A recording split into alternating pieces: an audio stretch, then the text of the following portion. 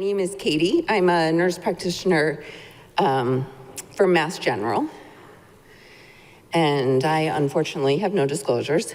One of the reasons for this question of ADHD is because I usually tell people in my other life, I treat ADHD. So 2 days a week, I work with the leukodystrophy clinic, and then the other days of the week, I just see ADHD and learning disorder patients. And so I remember first coming to meetings and hearing people describe cerebral ALD as looking like early ADHD. And I remember thinking, this is like very mean to have me see ALD patients on Wednesday, and then on Thursday go see a bunch of like 5 and 6-year-old boys with ADHD and worry, am I gonna miss this?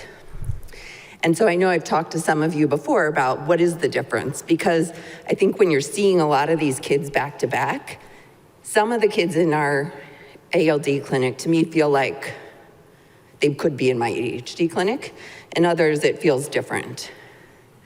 I think there's also a question about what is the rate of ADHD in ALD, because I think, as Ali said earlier, you don't have to necessarily only have one disease. So just because you have ALD doesn't mean you can't ever have any other medical condition.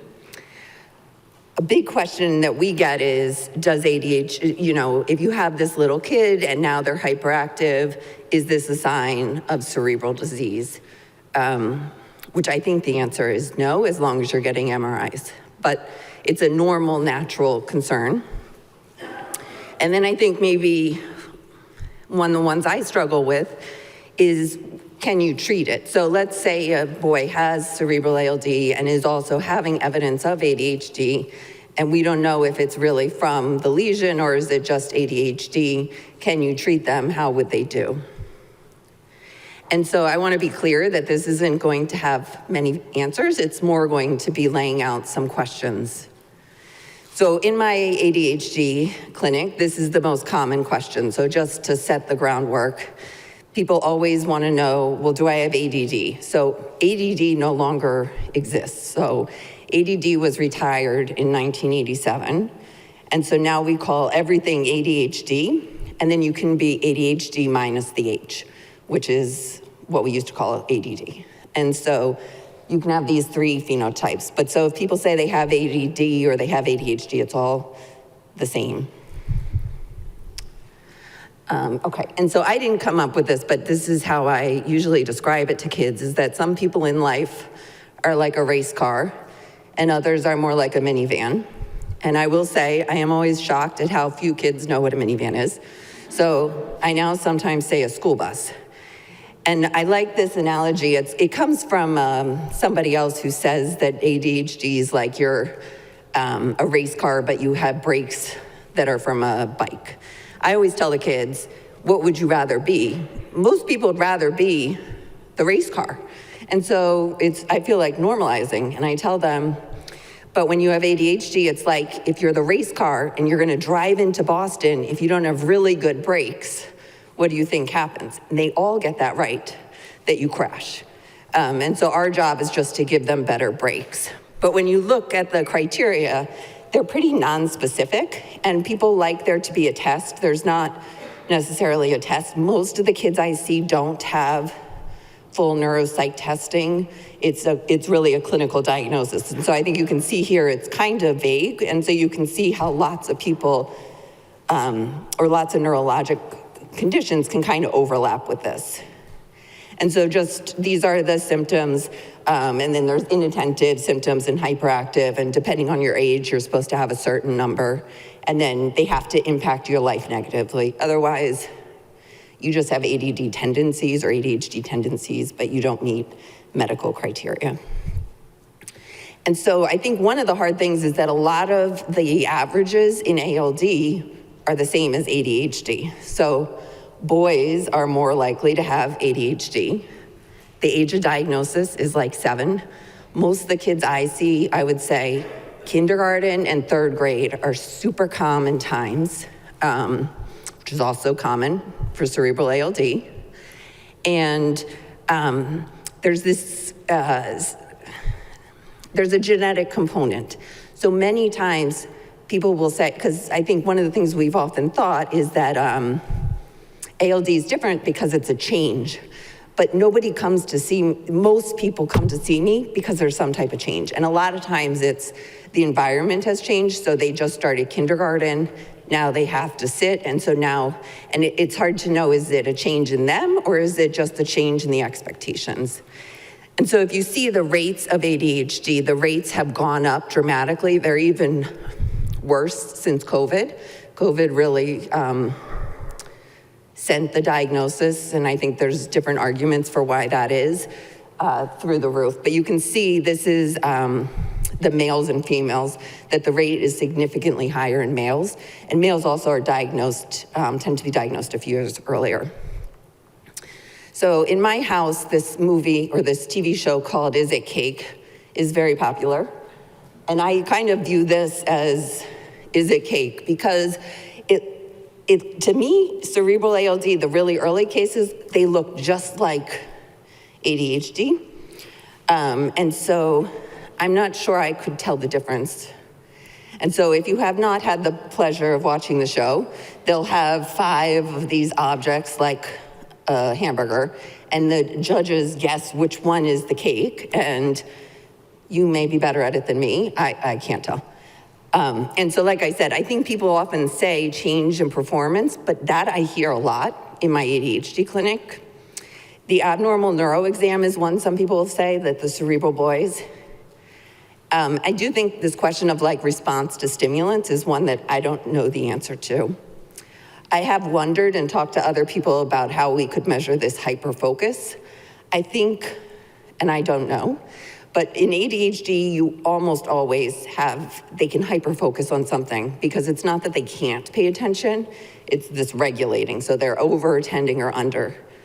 And then I always say, I'm probably the only ADHD expert that checks gums and asks about like adrenal function because I don't know how else to tell. And I'm scared of missing someone, and then I just think that would be, obviously horrible. But I do wonder about this hyper focus because the end processing speed, I feel like the processing speed feels different. Kids with ADHD often get called having low processing speed, but they're not slow processing speed. They're getting distracted. But I don't know how to measure that. So these are a few patients, and I wanted to show you, I copied these directly from the note. So if there are any spelling errors, it was Florian.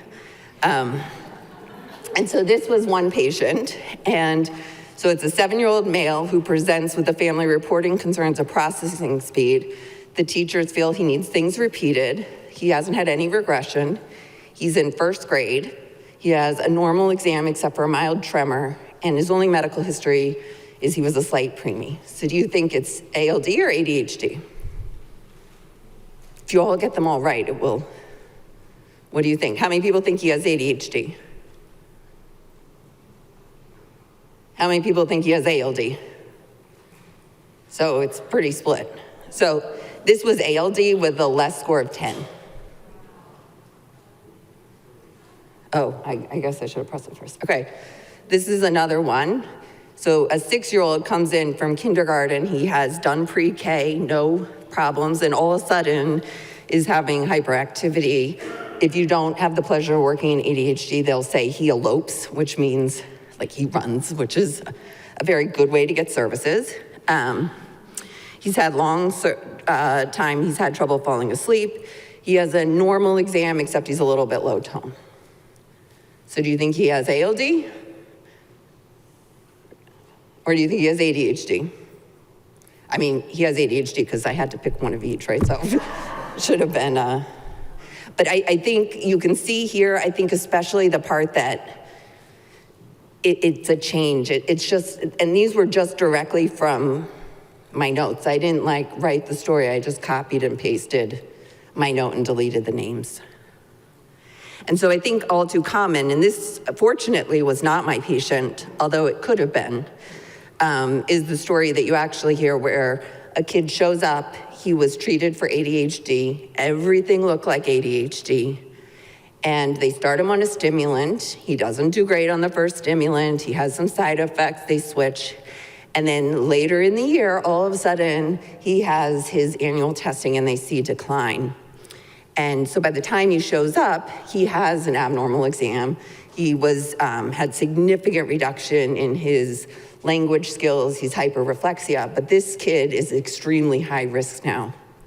And so I think time can tell you the difference, but not necessarily at a time when it's going to be as impactful. And so this is my personal experience, which I know you don't usually say in these medical settings, but to me, I don't think they look different. And I'm not confident at all that I would catch that second grader that presented with ADHD. And so I really think this is why it's so important that for everything you have done, because I know I was telling someone at lunch that I'm going to be able to stop having those panic moments because Massachusetts has been screening long enough. And I think it's so important because I don't think you can tell the difference. Okay, so these are some of the areas that are affected by traditional ADHD. Neuropsych testing can be all over the place. So one of the problems with neuropsych testing for kids with ADHD is like you go in and there's one person that's directing you to stay on task. So some kids do much better in that, even though they do horrible day to day. Also, if you don't pay attention during the test or you refuse to do it, your scores are gonna be like all over the place. And you can see a lot of inconsistencies or where it will say, and so I think that when you're looking at the next data, I'm gonna go over some questions about ADHD prevalence in different diseases.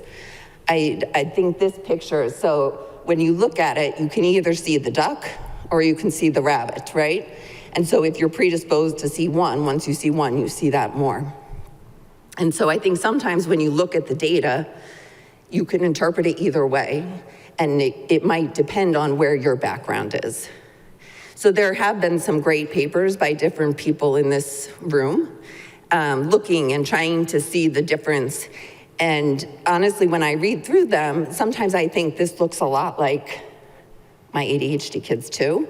And how do you know what is ALD and what is ADHD? And I think that can be difficult. There are different conditions now that have been associated. So this 77% of kids with seizures have ADHD. I can't imagine that's accurate. I think it's depending on how you're doing this. The rates of ADHD and seizure disorder patients is like 5 to 77%, somewhere in that range, which is probably true because it's a huge range. There are also a bunch of different metabolic disorders, PKU, other disorders that have been reported to have this association. So we tried to look at our own clinic. And so we took patients that at the time of the chart reviews were between the ages of 5 and 18. We didn't want them under 5 because we thought they may not have been diagnosed with ADHD just because of age. And so in our clinic, we had, for that range, 58 boys who had cerebral ALD and 46 who did not. And so then we tried to figure out who has ADHD, which is not as easy as one might think. So we looked if they had a diagnosis listed in their chart of ADHD, but many of our kids are just seeing us for their ALD, so their ADHD might be diagnosed someplace else, so it might not be on our problem list. So then I gave our research coordinators, who I should have mentioned were on that last slide, Sam and Nate, who really did all this work, the list of medications. And so they went through and looked for any child that had been prescribed these medications. And then we looked at whether the medication had a reason. So there were 2 patients that were on clonidine for clearly other reasons. One of them was on it for sleep and one of them was on it like just during transplant for blood pressure. And then for age, we listed the date, the first date we have it mentioned or the first date we could see a medication. So this is not perfect data, this is first pass data. So when we looked at the rates, so I'm using 15% here for the rate. That's the most updated CDC rate for boys is 15%. Now it varies from state to state and different areas, which probably in part is based on how people define it. So you can see in our group, boys that did not have a lesion were just about even. We tried to look if there was any difference between the boys that had adrenal insufficiency and not, and we did not see a difference there. And then I think probably not surprising, there was a higher rate in boys who had cerebral ALD. And so the average age of onset was 7.8 years old, which was very nice because that was very close to that national average, so that was lovely. And then we got to this data that is more difficult to understand. So we wanted to know, we were trying to look at if our thought is that boys with a bigger lesion, that would be more likely that the lesion is causing the symptoms. How many of these boys did we have normal MRIs on before we have an abnormal? Because that's an easy thing for us to pull from our data and would tell us those boys should have earlier lesions. And so there were 26 of them. This part I was a little surprised by. That was the highest rate of ADHD, which I find a little confusing because those boys had smaller lesions. The average age, this is reassuring. The average, I think, the average age of lesion onset was 6, and the average age of the ADHD diagnosis was older. So when you look at it, almost all of them were diagnosed with ADHD after they had been diagnosed with cerebral ALD. And I think that's in part because these kids are getting diagnosed younger with the cerebral lesion because they're being monitored. But I hope that I don't think that the ADHD predicted who was going to get cerebral ALD. I don't know why. You know, there are different arguments for why that happened. I looked and talked to Dr. Duncan to try to see if there was something about transplant meds that would make you higher risk, which doesn't seem like that's the case. We did have, that's a pretty small group, and we had some sets of siblings in it where there's a very strong family history of ADHD, like in people that don't have ALD. So that maybe would be part of it, but I think this is something that I don't know. And so the next question that we're trying to think through how to answer is, which I think is the biggest question, is, well, then what can we do about it? Can we treat these symptoms? Should we treat these symptoms? And so just to give you a national average of how many people receive ADHD medications versus how many receive behavior modification versus how many receive some combination, which I would say is clearly the gold standard, is to be getting some level of behavior management at least, and plus or minus meds. So in our group, our numbers were not that dramatically different. So boys are more likely to be put on stimulant medications. Interestingly, the boys that had not had transplant were more likely to be treated in our group with stimulants than the boys who had been transplanted, which I don't know. And we did not have clear documentation, to be honest, in our notes of what services they were getting. So in my ADHD notes, I'm very careful to put what services they're getting. In kids that are doing really well in school, which most of these boys are, we don't always go through all that as much. So I think that's something that we're clearly lacking. We were interested in starting to think about how we would tell. So from what we looked at, it appears the medication doses are what I would expect. But I would love to hear Minnesota or other people's views on how we could tell if boys are responding as well. We don't have like Vanderbilt scales on these boys between visits, and because we were just doing this as a chart review, we couldn't do that. But that would be how I would normally check. And then behavior modification, I think maybe we need to, or at least I need to do a better job of covering some of these in clinic that I'm used to talking about a lot in Thursday and Fridays, and not as much on Wednesdays. Because I do think that these behavior modifications, the good thing is they don't really come with any side effects, so we don't have to be concerned. And that is it.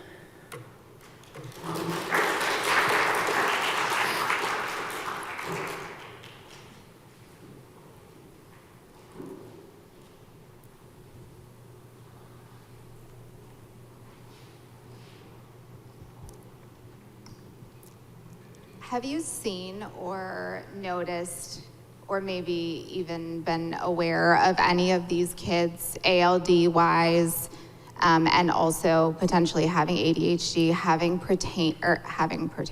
retained primitive reflexes? I don't think you mean, so I think of reflexes as being more related to, so I know that in the ADHD world, there are some talk about not necessarily the reflexes that we would be testing in clinic, which you usually see with a higher disease burden, but this idea of, which I'm wondering if is what you're talking about, this idea of primitive reflexes and the hyper response and trying to work with like occupational therapy or something on desensitizing. I don't know if we have tried that so much in ALD boys. I don't think because I think there's a difference, because we would say things, there are certain like palmar reflexes and stuff, but I don't know. And the visual rehab stuff is also interesting, because that's a big topic in ALD right now, is to do this visual rehab for ADHD. But I don't know, honestly, of any experience with any of our boys that had both doing it. Thank you. Thank you for this awesome talk. I'm so excited to see this highlighted, and I think it's a lot of what you said is really aligned with my clinical experience in doing these neuropsych evals. Is kind of this question of how does ADHD differ in ALD and idiopathic ADHD. One of the things that your talk made me think about was this cerebral ALD group. What was the timing of the diagnosis of ADHD? Was it, did a lot of them come in with advanced disease, and yes, they had ADHD symptoms and they got diagnosed with ADHD? Were they part of that story that you told? Were they someone who had pretty early stage cerebral ALD and a lot of the kind of impulsivity, hyperactivity symptoms? Yeah. And if so, how did they respond to treatment? Because I've seen a couple of patients, and this is pretty anecdotal based on my clinical experience, but something I think about a lot, where they were in very early stage disease and had more ADHD symptoms and actually improved a bit after treatment, which that's not something that's pretty typical to see in, if you look across function and in cognitive function, in kind of other aspects of neuropsychological function, yep. But I have seen some improvement. So that's just to say, like, thinking about the timing of that diagnosis might be a really interesting clue as to what might be helpful for them. No, I think that's a good point. So we only looked at we looked primarily at those boys that we knew had really early disease, and for those, meaning we were monitoring them because of family history. For those, they all were diagnosed after. I know some of the other boys were diagnosed before, and I think there's a mixed bag. I can think of a set that I would bet my life that they have true ADHD. The whole family has ADHD. And I will say, I think people with ADHD are often some of the best, because I always say, people with ADHD are almost never boring. And if you're boring, there's no treatment. But we know how to treat ADHD, so I don't say that as a negative. And then there's some that I don't think we included that maybe we should have, and it would be good to talk, because once they, like that the boy that progressed, we didn't include him as having ADHD. I don't know the answer. That's a great question and something we should look. Yeah, awesome. And just one other point about the medication. I feel like that's really important. I just really want you to encourage that, because I get a lot of emails from people all over the world saying, my child has been treated maybe 5 years ago and we are struggling with behaviors, and a lot of that overlaps with ADHD. Yep. And what can we do? And I think that it will require a lot of data to come to conclusions, because each, there's cultural and geographical and all kinds of things come into what a person is prescribed. But if we could gather those information about response, I think it would be really helpful for. And that, I think, so one of these, it's a set of brothers. The one child who has a much smaller lesion responds beautifully to ADHD meds. And the other child, because I treat them both in my ADHD clinic too.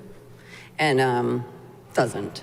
And so there's some of these that it feels like it's different, but how do you measure that, and is hard. But I think it is important because really at the end of the day, I don't know that it matters as much if the cerebral lesion caused the ADHD symptoms or if they were always going to have ADHD. What matters is if we can, have a positive impact. Anything else? Yeah.